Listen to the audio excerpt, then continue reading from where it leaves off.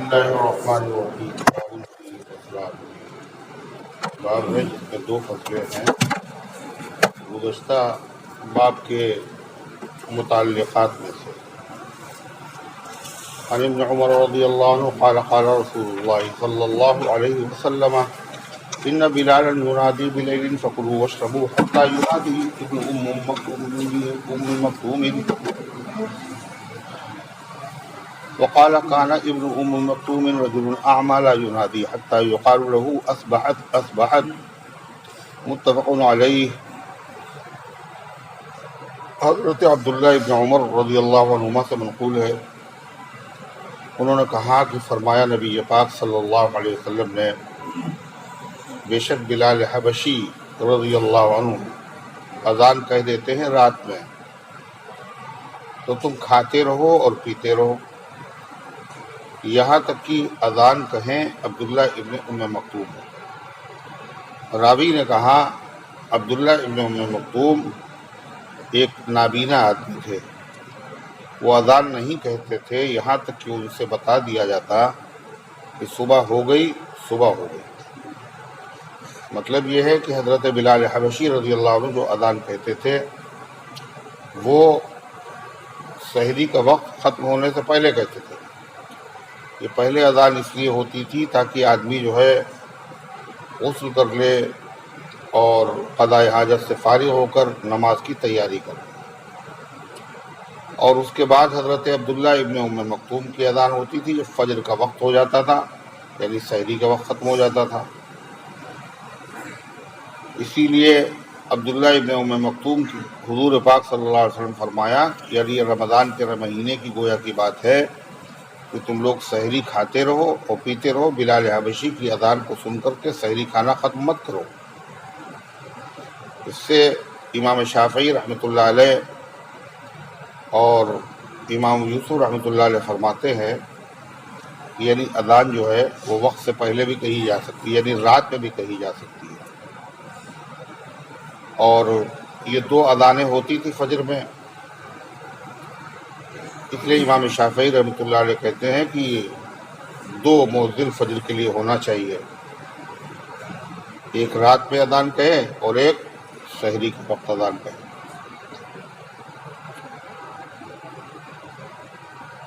مگر یہ اذان رمضان کے ساتھ خاص تھی، اور عبداللہ ابن ام مکتوم کی اذان کب ہوتی تھی؟ جو فجر کا وقت، یہاں تک جب ان سے کہا جاتا تھا صبح ہو گئی، صبح ہو گئی۔ صبح ہو گئی کا مطلب یہ آئے دیکھیے لاٹ صاحب کہاں تھے تم، پھر وہ حرکت شروع کر دی تم نے۔ اگر صبح ہو جائے طلوع فجر تو نماز کا وقت تو ختم ہو گیا پھر، اس لیے صبح ہو گئی سے مراد ہے یعنی صبح ہونے کے قریب، صبح ہونے کے قریب ہے، یہ مطلب ہے اس کا۔ وعن سمرہ ابن جندب رضی اللہ عنہ قال قال رسول اللہ صلی اللہ علیہ وسلم، حضرت سمرہ ابن جندب رضی اللہ عنہ سے منقول ہے، انہوں نے فرمایا نبی کریم علیہ السلام نے ارشاد فرمایا لا يمنعكم من سحوركم اذان بلال ولا الفجر المستطيل ولكن الفجر المستطيل في الافق، رواہ مسلم ولفظہ للترمذی۔ نبی پاک صلی اللہ علیہ وسلم نے فرمایا کہ تمہیں نہ روکے تمہاری سحری سے، یعنی سحری کھانے سے، بلال حبشی رضی اللہ عنہ کی اذان، اور نہ فجر مستطیل۔ فجر مستطیل اسے کہتے ہیں کہ جس میں روشنی ہوتی ہے اور وہ بلندی میں ہوتی ہے، آدھے آسمان تک روشنی آتی ہے اور اس کے بعد آدمی سمجھتا ہے صبح ہو گئی اور پھر وہ روشنی غائب ہو جاتی ہے، اسی کو صبح کاذب کہا جاتا ہے، اور اسی کے مقابلے میں صبح صادق ہے۔ تو فجر مستطیل سے مراد صبح کاذب۔ نہ روکے تم کو تمہاری سحری سے بلال حبشی کی اذان اور نہ فجر مستطیل، ولیکن الفجر المستطیر فی الافق، لیکن وہ فجر جو پھیلتی ہے افق میں، یعنی آسمان کے کناروں میں، شمال و جنوب کے اندر جو روشنی پھیلتی ہے جس فجر کے وقت، وہ ہے حقیقت میں صبح صادق۔ تو جب وہ شروع ہو جائے تو اس کے بعد سحری کھانا بند کر دو۔ اس کو امام مسلم نے نقل کیا اور یہ لفظ جو ہے امام ترمذی کے ہیں۔ وعن مالک بن الحویرث قال اتیت النبی صلی اللہ علیہ وسلم انا وابن عم لی۔ حضرت مالک بن حویرث رضی اللہ عنہ سے منقول ہے، انہوں نے کہا کہ میں حاضر ہوا نبی کریم علیہ السلام کی خدمت میں اور میرا شہزاد بھائی۔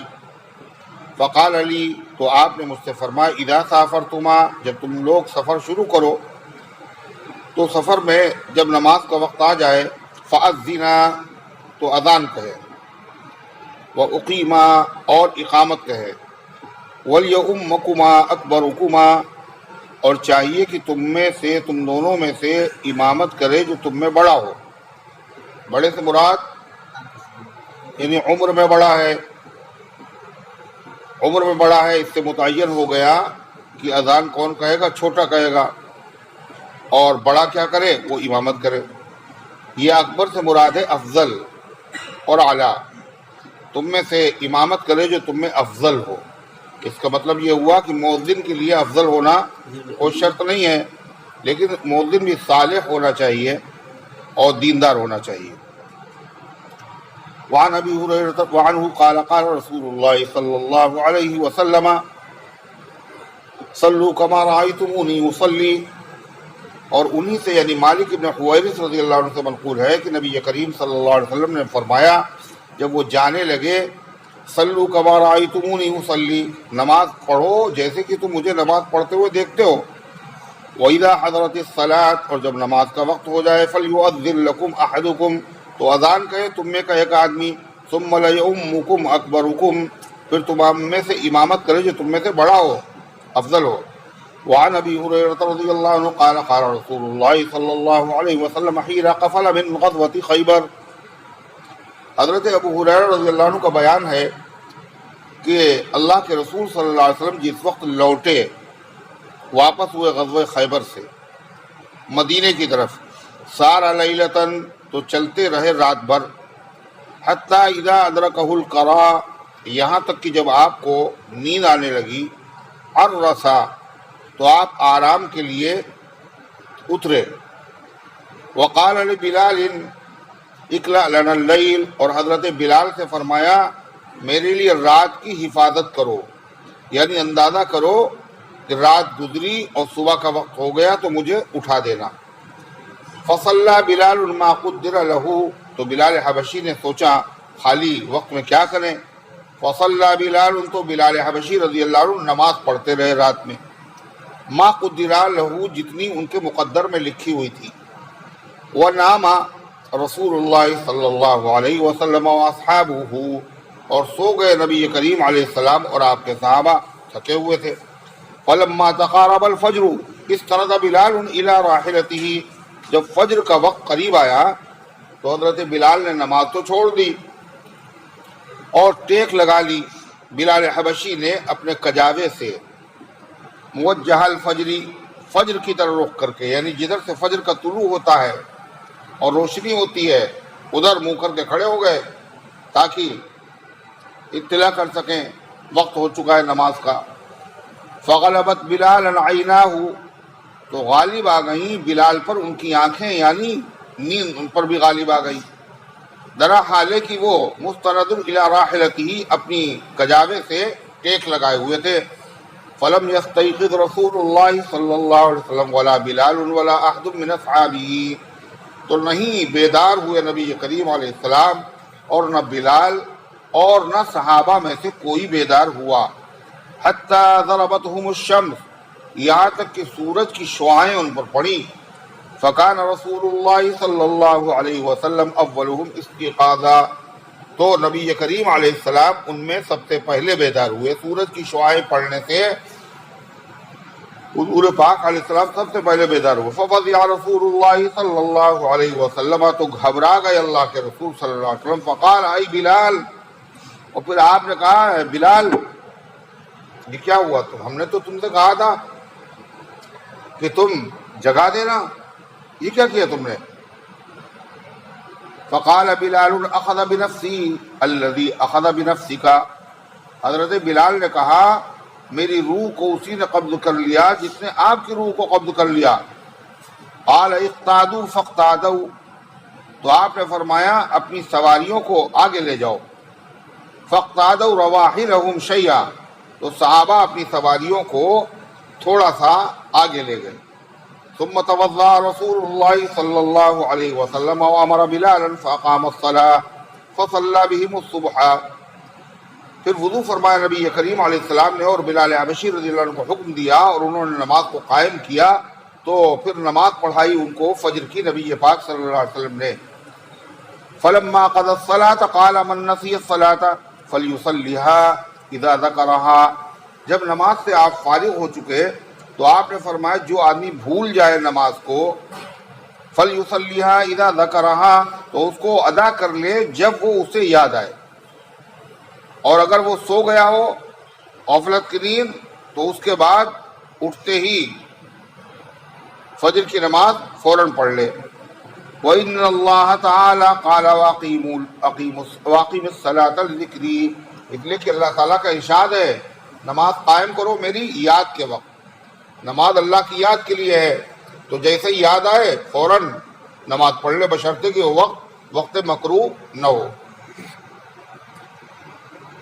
حضور پاک صلی اللہ علیہ وسلم نے وہیں پر نماز کیوں نہیں ادا کی؟ صحابہ سے فرمایا کہ اپنی سواریوں کو آگے بڑھاؤ، انہوں نے آگے بڑھائی. تو شوافع کے وہاں اس لیے کہ وہ وقت مکروہ تھا، سورج کی شعاعیں نکلی تھیں، ابھی نماز کے قضا ہونے کا وقت نہیں تھا، اس لیے آپ نے فرمایا آگے بڑھو اور وہاں قضا نماز ادا فرمائی. تو شوافع کے وہاں تو اس وقت میں نماز ادا کرنا جو مکروہ ہے، وہ کون سی نماز مکروہ ہے؟ جب سورج نکل رہا ہو. بھول گئے کیا بتایا تھا؟ انہوں نے کیا تعویل کی تھی ان احادیث کی؟ وہ نفل نماز ہے اور یہ تو قضا نماز ہے، یہ قضا نماز تھی، اس لیے انہوں نے کیا کہا؟ آگے بڑھو. اور جب آگے بڑھ گئے وہ وقت ختم ہو گیا، آپ نے نماز پڑھا دی قضا. اور حنفیہ کے وہاں قضا نماز اور نفل نماز سب اس وقت میں مکروہ ہیں، اس لیے آپ نے آگے بڑھا دیا. دوسری علت آپ نے یہ بتائی کہ یہاں شیطان کا اثر ہے، جیسا کہ آگے روایت میں آ رہا ہے. آگے بڑھانے کی علت یہ تھی. وعن ابی قتادہ رضی اللہ عنہ قال قال رسول اللہ صلی اللہ علیہ وسلم اذا اقیمت الصلاة فلا تقوموا حتى ترونی قد خرجت. حضرت ابو قتادہ رضی اللہ عنہ سے منقول ہے، فرمایا نبی پاک صلی اللہ علیہ وسلم نے جب اقامت کہہ دی جائے نماز کے لیے، جب نماز کھڑی ہو جائے تو مت کھڑے ہوا کرو. جب اقامت کہہ دی جائے نماز کے لیے تو کھڑے نہ ہوا کرو یہاں تک کہ مجھے دیکھ لو کہ میں نکل آیا ہوں اپنے حجرے سے. اور عام طور پر نبی کریم علیہ السلام جب تک آتے تھے تو کیا ہوتا تھا؟ حی علی الصلاح حی علی الفلاح مؤذن کہہ رہا ہوتا تھا. اسی لیے فقہاء نے لکھ دیا اس وقت کھڑے ہونا افضل ہے. لیکن پہلے سے کھڑا ہونا، یعنی اگر امام بھی موجود ہے، یہ تو وہاں کی بات ہے جب اللہ کے نبی وہاں موجود نہیں ہوتے تھے مصلی پہ. بدعتیوں کا معاملہ تو یہ ہے، وہ تو امام بیٹھ جاتا ہے آ کے پہلے سے مصلی پہ، ہے نا. اور ایک آدمی حی علی الفلاح مؤذن کھڑے ہو، صرف وہی اکیلے کھڑا رہتا، سارے مقتدی بیٹھے رہتے. تو یہ اس حدیث سے وہ استدلال نہیں کر سکتے. یہاں تو حضور پاک علیہ السلام گھر سے تشریف لاتے تھے، کہا پہلے سے نہ کھڑے ہو، مجھے دیکھو تو کھڑے ہو. وعن ابی ہریرہ رضی اللہ تعالی عنہ قال رسول اللہ صلی اللہ علیہ وسلم اذا اقیمت الصلاة ولا تأتوها تسعون واتوها تمشون. نبی کریم علیہ السلام نے فرمایا جب اقامت کہہ دی جائے، جب نماز کھڑی ہو جائے تو نہ آیا کرو تم نماز میں شامل ہونے کے لیے دوڑتے ہوئے. واتوها تمشون، اور آیا کرو چلتے ہوئے. وعلیکم السکینہ، اور اپنے اوپر وقار اور سکینت کو لازم کر لو، یعنی دوڑو نہیں نماز کے لیے. اللہ کے گھر میں دوڑنا بے ادبی ہے. کوئی اگر گورنر ہاؤس میں جائے گورنر سے ملاقات کے لیے اور ایک دم سے دوڑنے لگے تو کیا ہوگا وہاں؟ بولو. ارے سیکورٹی گارڈ کو فوراً پکڑ لیں گے، اس کا کوئی برا ارادہ معلوم ہوتا ہے. یہ تو بدتمیزی و تہذیبی ہے. اور اللہ تعالیٰ کے دربار میں جو احکم الحاکمین کا دربار ہے وہاں رکعت پانے کے لیے دوڑ رہے، کوئی بے ادبی نہیں. تو فرمایا حضور پاک علیہ الصلوۃ والسلام نے علیکم السکینہ، اپنے اوپر سکینے کو لازم کر لو، وقار کو. فما ادرکتم فصلوا، تو جو امام کے ساتھ تمہیں مل جائے اس کو پڑھ لو. وما فاتکم فاتموا، اور جو تم سے چھوٹ جائے اس کو تم بعد میں پورا کر لو. متفق علیہ. وفی روایت لمسلم فإن أحدكم إذا كان يعتمد إلى الصلاة، مسلم میں ہے کہ تم میں کا کوئی آدمی جب نماز کا ارادہ کرتا ہے فهو فی صلاة، تو وہ نماز ہی میں ہوتا ہے. اور نماز میں دوڑنا کیا ہے؟ جائز نہیں ہے. اور نماز ہی میں ہوتا ہے یعنی نماز کا ثواب شروع ہو جاتا ہے. وَهَذَا الْبَابُ خَالٍ عَنِ الْفَصْلِ الثَّانِي، اور یہ باب دوسری فصل سے خالی ہے. وعن زید بن اسلم رضی رحمہ اللہ قال عرس رسول اللہ صلی اللہ علیہ وسلم لیلۃ بطریق مکہ.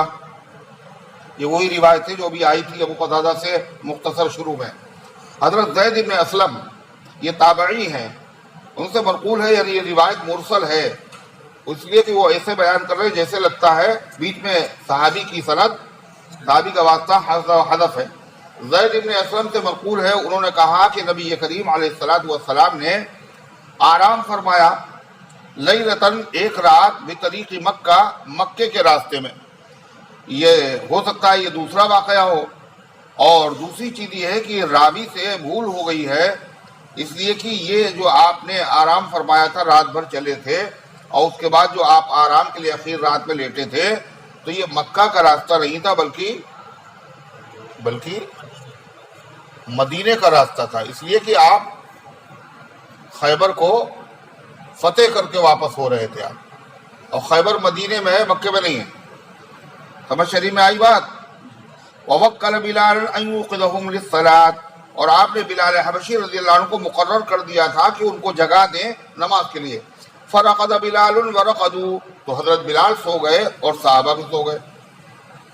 حَتَّى اسْتَيْقَظُوا وَقَدْ طَلَعَتْ عَلَيْهِمُ الشَّمْسُ، یہاں تک کہ جب وہ بیدار ہوئے تو سورج طلوع ہو چکا تھا. فَاسْتَيْقَظَ الْقَوْمُ فَقَدْ فَزِعُوا، تو بیدار ہوئے سارے صحابہ اور وہ گھبرائے ہوئے تھے. فَأَمَرَهُمْ رَسُولُ اللَّهِ صلی اللہ علیہ وسلم أَن يَرْكَبُوا حَتَّى يَأْخُذُوا مِنْ ذَلِكَ الْوَادِي، تو ان کو حکم دیا رسول اللہ صلی اللہ علیہ وسلم نے کہ سواریوں پہ سوار ہو جاؤ اور یہاں تک کہ نکل جاؤ اس وادی سے. وَقَالَ إِنَّ هَذَا وَادٍ بِهِ شَيْطَانٌ، اور آپ نے فرمائی ایسی وادی ہے جس میں شیطان ہے. امام اہل سنت رحمۃ اللہ علیہ فرماتے ہیں کہ امام الانبیاء کی نماز، صحابہ کی نماز قضا ہو گئی فجر کی، اس لیے کہ وہاں شیطان کا اثر تھا. جن گھروں میں اور جن مقامات پر مستقل فجر کی نماز چھوڑی جاتی ہے وہاں شیطان کا تو ڈیرا یقیناً ہوگا، اور شیطان ایسے لوگوں پر یقیناً مسلط ہوگا. فرمایا ہذا وادی ان ہذا وادٍ بہ شیطان، یہ ایسی وادی ہے جس میں شیطان ہے. فرکبوا، چنانچہ وہ سب سوار ہو گئے. حتی خرجوا من ذلک الوادی، یہاں تک کہ نکل گئے وہ اس وادی سے. ثم امرهم رسول اللہ صلی اللہ علیہ وسلم ان ينزلوا، پھر ان کو حکم دیا اللہ کے رسول صلی اللہ علیہ وسلم نے کہ وہ اتریں. وَأَن يَتَوَضَّؤُوا، اور وضو کرے. وَأَمَرَ بِلَالًا أَن يُنَادِيَ لِلصَّلَاةِ أَوْ يُقِيمَ، اور حکم دیا آپ نے بلال حبشی رضی اللہ عنہ کو کہ وہ اذان کہیں نماز کے لیے، شک کے راوی ہے یا اقامت کہیں. تو اس سے پہلے جو روایت آئی تھی ابو ہریرہ کی، اس میں اذان کا ذکر نہیں تھا، اقامت کا ذکر تھا. اس لیے امام شافعی رحمۃ اللہ علیہ فرماتے ہیں قضا کے لیے نہ اذان کی ضرورت ہے نہ نماز کی، نہ اقامت کی ضرورت ہے. حنفیہ کے وہاں قضا نماز کے لیے بھی اقامت کی ضرورت ہے اور اذان کی بھی ضرورت ہے. اور یہ ثابت ہے امام ابن حمام نے ابو داؤد شریف اور اسی طریقے سے ترمذی کی روایت پہ ذکر کیا ہے کہ آپ نے اذان بھی کہلائی تھی اور آپ نے اقامت بھی کہلوائی تھی. سوال یہ پیدا ہوتا ہے کہ اذان تو کہی جاتی کاہے کے لیے؟ ارے وقت کی اطلاع کے لیے کہ نماز کا وقت ہو گیا، اور لوگوں کو نماز کے لیے جمع کرنے کے لیے۔ اور جب نماز قضا ہو گئی تو اب وقت کی اطلاع کی ضرورت کیا ہے؟ وقت تو ختم ہی ہو چکا، جبھی تو قضا ہوئی، اور لوگوں کو جمع کرنے کے لیے بھی اذان کی ضرورت نہیں ہے، اس لیے کہ لوگ تو سب کے سب موجود ہی ہیں، پھر یہ اذان کیسی؟ کہا یہ اذان صرف جو ہے وقت کی اطلاع کے لیے اور لوگوں کے اجتماعی کے لیے نہیں ہوتی، بلکہ اذان ثواب کے لیے بھی ہوتی ہے۔ کہے کے لیے اذان کے کلمات جب کہے جاتے ہیں ان پر جو ثواب ملتا ہے وہ دوسری چیزوں پہ نہیں ملتا، اور شیطان جتنا اس سے ہیبت کھاتا ہے کسی اور چیز سے نہیں کھاتا۔ اسی لیے افضل یہ ہے کہ اگر آدمی تنہا ہو، منفرد ہو، اور وہ نماز قضا کرے تو اس کے لیے افضل یہ ہے کہ وہ اذان بھی کہے اور تو فرمایا کہ ان ینادی للصلاۃ و یقیم فصلی رسول اللہ صلی اللہ علیہ وسلم بالناس، تو نماز پڑھائی اللہ کے رسول صلی اللہ علیہ وسلم نے لوگوں کو، ثم انصرفا، اور پھر حضور پاک علیہ الصلوۃ والسلام فارغ ہوئے، وقد رأى من فزعهم، اور آپ نے صحابہ کرام کی گھبراہٹ کو دیکھا کہ نماز قضا ہو گئی۔ فقال یا ایھا الناس، پھر آپ نے خطاب کیا، اے لوگو، ان اللہ قبض ارواحنا، اللہ تعالیٰ نے ہماری روحوں کو قبض کر لیا تھا۔ اللہ یتوفی الانفس حین موتها والتی لم تمت فی منامها۔ ترجمہ کیا نواز؟ حذیفہ ترجمہ بھائی، ترجمہ کاہے کا؟ اللہ یتوفی الانفس حین موتها، اور ہلے جا رہا ہے اور بول نہیں رہا بالکل، کیا ہے؟ فرمان نیپالی، اللہ روحوں کو قبض کر لیتا ہے موت کے وقت میں، اور جن کی موت کا وقت نہیں آتا فی منامیا، ان کی نیند میں روحوں کو قبض کر لیتا ہے۔ روز مرتا ہے آدمی اور روز زندہ ہوتا ہے، اسی لیے وہ دعا ہے الحمدللہ الذی احیانا بعد ما اماتنا، اللہم باسمک اموت واحیا، اسی لیے روز مرتے ہیں۔ اور مرنا جب آدمی کو پتہ چلے ہم مرنے والے ہیں تو اس سے پہلے اس کو الٹے سیدھے کام کرنا چاہیے، ہے نا؟ اچھا یہی روز کرتے ہیں، آخر رات تک موبائل دیکھتے رہتے ہیں، الٹی سیدھی باتیں اس میں ہے، اس لیے مرنے والے ہیں نا، ابھی مریں گے تھوڑی دیر میں، اللہ رحم کرے۔ تو کیا بتایا پھر؟ ارے حضور پاک صلی اللہ علیہ وسلم نے کیا فرمایا؟ ان اللہ قبض ارواحنا، اللہ تعالیٰ نے ہم سب کی روحوں کو قبض کر لیا تھا، وَلَوْ شَاءَ رَدَّهَا إِلَيْنَا فِي غَيْرِ هَذَا، اور اگر اللہ چاہتا تو ہماری روحوں کو واپس کر دیتا اس وقت کے علاوہ میں، یعنی نماز کے وقت میں اللہ اٹھا دیتا، اللہ کے قبضے میں تھا۔ چلا جاتا ہے فَإِذَا نَقَضَ أَحَدُكُمْ عَنِ الصَّلَاةِ، جب تم میں سے کوئی آدمی سو جائے نماز سے، او نسیہا، یا اس کو بھول جائے، ثم فزع إِلَيْهَا، پھر گھبرا کر اٹھے اس کے لیے، فَلْيُصَلِّيهَا كَمَا كَانَ يُصَلِّيهَا فِي وَقْتِهَا، تو اس کو اسی طریقے سے ادا کرے جیسے وہ اس کو وقت میں ادا کرتا تھا۔ ثم التفت، اب یہاں سوال یہ ہے کہ نبی کریم علیہ الصلوۃ والسلام بھی سو گئے، اور آپ کی نیند، آپ پر بھی نیند کا غلبہ ہو گیا، حالانکہ امتی کی نیند میں اور آپ کی نیند میں فرق ہے۔ تنام عینایا ولا ینام القلب، میری آنکھیں سوتی ہیں دل نہیں سوتا۔ تو حضور پاک صحابہ کو اندازہ نہیں ہوا، حضور پاک صلی اللہ علیہ وسلم کو اندازہ کیسے نہیں ہوا جبکہ آپ کا دل بیدار رہتا ہے کہ وقت ختم ہو رہا ہے، نماز کا قضا ہو رہی ہے؟ تو اس کا جواب کیا ہے؟ اس کا جواب یہ ہے کہ سورج کا غروب ہونا اور طلوع ہونا، وقت کا نکلنا اور وقت کا آنا، یہ ایسی چیز ہے جس کو ظاہر کی آنکھوں سے دیکھا جاتا ہے، دل کی آنکھوں سے نہیں دیکھا جاتا۔ سمجھ شریف میں بات آئی؟ فصلی رسول اللہ صلی اللہ علیہ وسلم بالناس، کہاں گئے بھائی؟ ثم التفت رسول اللہ صلی اللہ علیہ وسلم الی ابی بکر الصدیق، اور پھر متوجہ ہوئے نبی کریم علیہ الصلوۃ والسلام حضرت ابو بکر صدیق کی طرف اور فرمایا ان الشیطان آتا بلالا، آپ نے فرمایا اصل میں بات کیا ہوئی، شیطان بلال کے پاس آیا، وهو قائم یصلی، حالانکہ وہ نماز پڑھ رہے تھے کھڑے ہو کر، فَأَضْجَعَهُ، تو شیطان نے ان کو لٹا دیا، یعنی وسوسہ اس نے پیدا کیا تھوڑی دیر آرام کر لو، اٹھ جانا۔ ثُمَّ لَمْ يَزَلْ يُهْدِئُ، اور پھر وہ ان کو تھپکی دیتا رہا بلال کو، كَمَا يُهْدَئُ الصَّبِيُّ، جیسے بچے کو تھپکی دے کے سلایا جاتا ہے، حَتَّى نَامَ، یہاں تک کہ وہ سو گئے اور وقت نماز کا ختم ہو گیا۔ ثُمَّ دعا رسول اللہ صلی اللہ علیہ وسلم بلالا، پھر اللہ کے نبی صلی اللہ علیہ وسلم نے حضرت بلال کو بلایا۔ ابو بکر صدیق کو یہ سبب بتانے کے بعد آپ نے حضرت بلال کو بلایا، فَأَخْبَرَ بلال رسول اللہ، اور بلال سے پوچھا بھائی بلال یہ سب تمہارے ساتھ ہوا کیا؟ تو بلال نے خبر دی نبی کریم علیہ السلام کو، مثل الذی، اسی جیسی خبر جو اللہ کے رسول صلی اللہ علیہ وسلم ابو بکر صدیق کو دے چکے تھے، بتا چکے تھے کہ بلال کے ساتھ یہ قصہ ہوا ہے۔ تو بلال سے پوچھا بھائی کیا ہوا تھا؟ تو بلال کہنے لگے ہم نماز پڑھ رہے تھے اور دل میں آیا تھوڑی دیر لیٹ جائیں، اور لیٹے تو اس کے بعد شیطان میرے اوپر غالب آ گیا اور اس نے ایسا کر لیا۔